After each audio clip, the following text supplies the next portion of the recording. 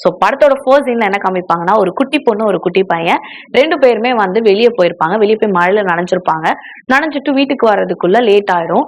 அந்த பொண்ணோட அப்பா வந்து பயங்கரமான ஒரு லூசு, அடிப்பாரு. லைக் இந்த கொடுமை பண்ணுவாங்கல்ல, அந்த மாரி அந்த பொண்ணுக்கு அம்மா இருக்க மாட்டாங்க. ஸோ அந்த பொண்ணு வந்து என்னால தான் லேட் ஆச்சுன்னு சொல்லுவாரு. அவங்க அப்பா பர்த்டே வேற அன்னைக்கு. அவங்க அப்பா எல்லாத்தையும் ஃபுட்டெல்லாம் தூக்கி உடைப்பாரு. அவங்க வீட்ல வந்து நெறைய சர்வன்ட்லாம் இருப்பாங்க. ஸோ அப்ப அந்த பையன் என்ன சொல்லுவான், "இல்ல அவளால கிடையாது, என்னால தான்" அப்படின்னு சொல்லுவான்.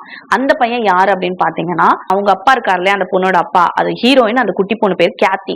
கேத்தியோட அப்பா இருக்கா இல்லையா, அவருக்கு வந்து குதிரைலாம் வச்சிருப்பாரு. அவர் குதிரை, பன்னி அதெல்லாம் மேய்க்கிறதுக்கு, புல்லுலாம் அறுத்து போடுறதுக்காக ஒரு சர்வன்ட் மாரி அவன வச்சிருப்பாரு. அந்த பையன் தான் அது. அந்த பையன் ஒரு அடிமை மாரி அவங்களுக்கு வேலை செஞ்சுட்டு இருப்பான்.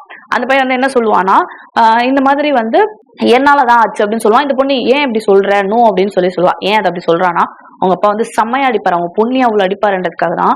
அவள வந்து ஒரு வளர்ப்பு தாய் மாரி ஒருத்தவங்க வந்து ஒரு சர்வன்ட் வந்து வளர்ப்பாங்க. ஓகேவா? அவங்க வந்து என்ன பண்ணுவாங்க, அந்த பொண்ண டோர புடிச்சு தள்ளி வெளிய கூட்டிட்டு போயிடுவாங்க. இவனால தான் லேட் ஆச்சுன்னு சொன்னே, இவன போட்டு பயங்கரமா அடிப்பாரு. அடிச்சுட்டு அன்னைக்கு நைட் அந்த பையன் ரத்தத்தோட அழுதுட்டு படுத்துட்டு இருப்பான்.